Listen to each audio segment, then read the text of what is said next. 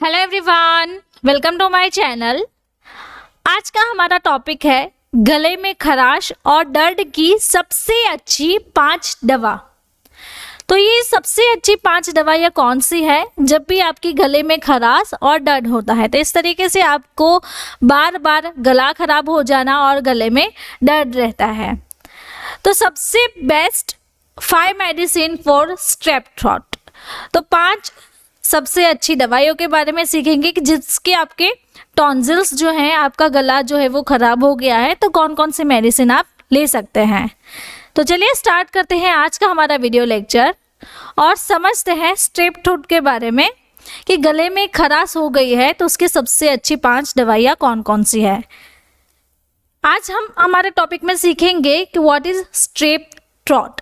Strep throat क्या होता है, किस वजह से होता है, सिम्टम्स क्या है और सबसे अच्छी 5 मेडिसिन्स कौन कौन सी है।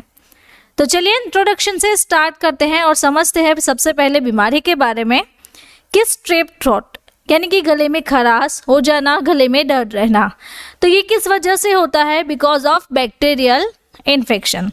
तो आप यहाँ पे देख सकते हैं कि ये हमारे टॉन्सिल्स जो है वो नॉर्मल है। अगर हमारी थ्रोट में इन्फेक्शन हो जाता है, बैक्टीरियल इन्फेक्शन, तो यहाँ पे आप रेडनेस देख सकते हैं और यहाँ पे इस तरीके से वाइट पैचेस भी देख सकते हैं। तो ये पेशेंट को क्यों होता है? बिकॉज ऑफ कहीं ना कहीं आपको किडनी इन्फ्लेमेशन है और रूमेटॉइड फीवर है, तो इस कारण से पेशेंट को स्ट्रेप थ्रोट की कंडीशंस हो सकती है। आप समझते हैं उसके कारण के बारे में। तो ड्यू टू बैक्टीरियल इन्फेक्शन, तो ये जो है वो बैक्टीरियम कौन सा है? स्ट्रेप्टोकोकस पायोजेन्स।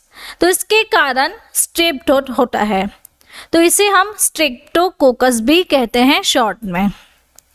आप समझते हैं कि स्प्रेड कैसे होता है। तो जब भी कोई खांसता है, छींकता है या फिर किसी से बातें करता है, कन्वर्जेशन करता है, तो उसके कारण एक इंसान के मुंह में से जो ड्रॉपलेट्स आते हैं थूक के, स्प्लिट्स के, उसके कारण 1 पर्सन टू दूसरे पर्सन में वो फैलता है। इस तरीके से ये स्प्रेड होता है। सिम्टम्स के बारे में देखते हैं कि इसके क्या क्या सिम्टम्स रहते हैं, जैसे कि थ्रोट पेन होना, गले में दर्द होना, जब भी आप कुछ स्वेलो कर रहे हैं या फिर निगल रहे हैं उस दरमियान पेन होना, हमारी जो टॉन्सिल्स है यानी कि ये गले की पीछे की साइड, वहाँ पे आपको रेड स्पॉटिस और स्वेलिंग जैसी दिखती है। सम टाइम वहाँ पे आपको पस जैसा फॉर्मेशन भी दिखता है। टाइनी यानी कि छोटे छोटे रेड स्पॉट दिखना, कभी कभार उसके कारण फीवर और हेडेक भी हो जाता है। देन सडनली आपको सॉर थ्रोट यानी कि गले में ऐसा होता है कि वहाँ पे पेन होना, सूजन आ जाना, तो निगलने के वक्त भी आपको पेन होना, आपकी जो ग्लैंड्स हैं वो स्वेल हो जाती है, यानी कि ये जो यहाँ पे आप बीच में आप जगह देख रहे हैं वो जगह बिल्कुल ही नहीं रहती, जिसके कारण आपको कुछ भी निगलने में परेशानी होती है। लॉस ऑफ एपेटाइट, भूख कम लगती है, एब्डोमिनल पेन रहता है, आपकी जो लिम्फ नोड है वो स्वेलन हो जाती है एंड कभी कभार बॉडी पे रैसेस भी दिखने लगते हैं। इस तरीके से आपको ये जो सिम्टम्स है वो स्ट्रेप थ्रोट के रहते हैं। नाउ वीडियो के बीच में मैं आपको बताना चाहती हूँ, हमारी एक बुक है जिसका नाम है डिजीज एंड ट्रीटमेंट, यानी कि बीमारियाँ और उनका उपचार। तो इस वीडियो में देख सकते हैं इस तरीके से पूरी कलर प्रिंटेड बुक आएगी। अगर आपको ये बुक चाहिए और हमारे साथ ऐसे ही स्टडी करना है तो मोर डिटेल्स और बुक परचेज करने के लिए इस व्हाट्सएप नंबर के थ्रू हमें कांटेक्ट कर सकते हैं। चलिए आगे बढ़ते हैं और समझते हैं हमारे मेन टॉपिक के बारे में कि 5 सबसे अच्छी स्ट्रेप थ्रोट की मेडिसिन क्या है, कौन कौन सी है। सबसे पहले यहाँ पे है एमोक्सिसिलिन और एम्पिसिलिन, देन रोक्सिट्रोमाइसिन, 3rd नंबर पे है सिफेक्साइम और सिफाड्रोक्सिल, 4th पे है क्लिंडामाइसिन एंड 5th पे है क्लेरिथ्रोमाइसिन। तो ये जो सारी एंटीबायोटिक्स मेडिसिन है उसके बारे में आज का हमारा वीडियो लेक्चर रहेगा। सबसे पहले हम समझते हैं एमोक्सिसिलिन के बारे में। तो एमोक्सिसिलिन का 500 mg डोज यहाँ पे है, सिप्ला बनाती है इसे। चलिए समझते हैं। तो ये कौन से क्लास की मेडिसिन है? एमिनो पेनिसिलिन एंटीबायोटिक के क्लास से बिलोंग करती है। तो मेनली इसका सब क्लास जो है वो बीटा लैक्टम एंटीबायोटिक रहता है, बीटा लैक्टम के क्लास से बिलोंग करती है। इसकी मैकेनिज्म क्या है, कैसे वर्क करती है, तो हमारी बॉडी में जो सेल वॉल होती है, तो सेल वॉल में जब भी इन्फ्लेमेशन हो जाता है, बैक्टीरियल इन्फेक्शन हो जाता है, तो वो इन्फेक्शन को इनहिबिट करके अपना काम करती है। मेनली इसका जो डोज है वो 750 से लेके 100 mg दिन में 2 बार रहता है। अगर कोई पेशेंट 500 mg ले रहा है तो 500 mg इंटू 2 तो कितना हो गया 1000। तो यहाँ पे आप देख सकते हैं इस तरीके से 1000 mg दिन में 2 बार या फिर 1 बार पेशेंट को प्रिस्क्राइब करते हैं। दूसरी है एम्पिसिलिन। तो एम्पिसिलिन भी same amino penicillin antibiotic class से बिलोंग करती है। ये भी एक बीटा लैक्टम एंटीबायोटिक है। यहाँ पे इसका डोज देख सकते हैं आप 250 mg। तो यहाँ पे देखिए 0.5 ग्राम है, यानी कि 500 mg हो गया, एंड 2 है, इसका मतलब होता है 2 ग्राम यानी कि 2000 mg। तो इससे इतना डोज रहता है। तो इसे ओरल भी दे सकते हैं, इंट्रामस्कुलर और इंट्रावेनस भी दे सकते हैं। बिकॉज ऑफ पेशेंट की सीवियरिटी कितनी है, इन्फेक्शन कितना फैला हुआ है, उसके अकॉर्डिंग डोज पेशेंट का रहता है। तो अगर चिल्ड्रन में देना है, छोटे बच्चों में देना है, तो 25 से 50 mg पर kg पर डे पेशेंट को प्रिस्क्राइब करते हैं। दूसरे नंबर पे है हमारी रॉक्जिथ्रोमाइसिन। तो रॉक्जिथ्रोमाइसिन मैक्रोलाइड क्लास से बिलोंग करती है। ये भी एक एंटीबायोटिक है। तो नंबर ऑफ बैक्टीरियल इन्फेक्शन को ये मेडिसिन ट्रीट करती है। तो इसका जो डोज रहता है वो 150 से 300 mg तक का रहता है। तो दिन में 2 बार पेशेंट को खाना खाने से 30 मिनट पहले ही प्रिस्क्राइब करना है। बिकॉज ऑफ ये जो मेडिसिन है रॉक्सिड 150, इसमें 150 है, तो 2 बार देंगे तो ये कितना हो जाएगा 300। तो इस तरीके से पेशेंट को खाना खाने से पहले प्रिस्क्राइब करना है। तो इसकी जो मेन मैकेनिज्म है वो ये है कि बैक्टीरियल प्रोटीन का जो सिंथेसिस होता है वो उसे इनहिबिट करके अपना काम करती है, और 50S जो रिबोसोमल सब यूनिट है उस पर अपनी इफेक्ट देती है।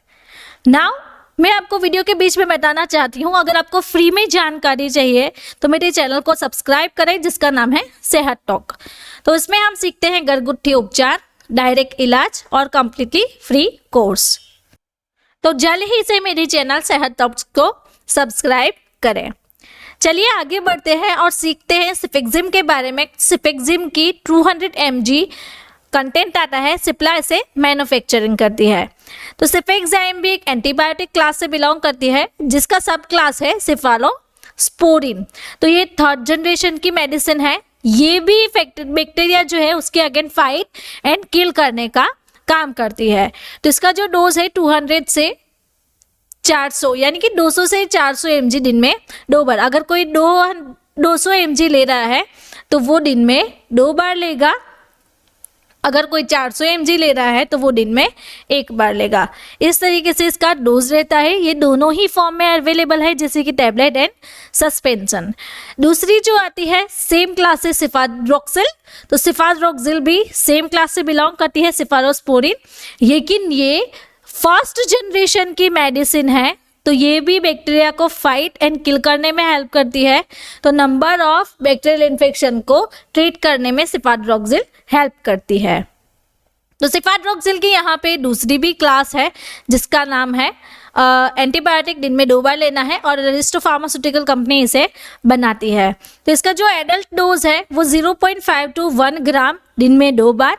मिनिमम आप 1 ग्राम दे सकते हैं, मैक्सिमम 2 ग्राम दे सकते हैं। चिल्ड्रन डोज इसका है 250 mg, जो कि किड, यहाँ पे देख सकते हैं ये बच्चों के लिए है किड टैबलेट, और एवरी 12 आवर्स के यानी कि दिन में 2 बार आप दे सकते हैं। हायर डोज में प्रिस्क्राइब नहीं करना है। 4th नंबर पे हमारी आती है क्लिंडामाइसिन कैप्सूल। तो मैनकाइंड फार्मास्यूटिकल कंपनी बनाती है। लिंकोसामाइड एंटीबायोटिक के क्लास से बिलोंग करती है। तो ये एक ऐसे प्रोटीन सिंथेसिस को इनहिबिट करती है जो हमारी बॉडी में बैक्टीरियल इन्फेक्शन को कॉज करता है। तो बैक्टीरियोस्टेटिक प्रॉपर्टी प्रोवाइड करेगी। इसका जो डोज है वो 150 से 300 mg दिन में आप 4 बार पेशेंट को प्रिस्क्राइब कर सकते हैं। नाउ 5th नंबर पे आती है हमारी क्लेरिथ्रोमाइसिन। तो ये भी मैनकाइंड फार्मास्यूटिकल कंपनी बनाती है क्लेरिनोवा नाम से। तो क्लेरी एजिथ्रोमाइसिन मैक्रोलाइड एंटीबायोटिक के क्लास से बिलोंग करती है। ये भी प्रोटीन सिंथेसिस से होने वाले जो बैक्टीरियल सेल वॉल बनती है उसे इनहिबिट करके अपना काम करती है। तो बैक्टीरियोस्टेटिक इसका काम है बैक्टीरिया को स्टॉप करना, किल करना। इसका जो एडल्ट डोज है वो 250 से लेके 500 mg एवरी 12 आवर्स तक लेना होता है, लेकिन इसकी जो थेरापी है वो 7 से 14 दिन तक रहती है। इस तरीके से पेशेंट को आप प्रिस्क्राइब कर सकते हैं। तो अगर आपको मेरा ये वीडियो अच्छा लगा तो आपको ये वीडियो भी अच्छा लगेगा। ऐसे ही डिजीज़ एंड मेडिसिन के बारे में जानकारी चाहिए तो जल्द ही से मेरे चैनल को सब्सक्राइब करें और बेल आइकॉन को टर्न करना ना भूलें। Thank you for watching my video.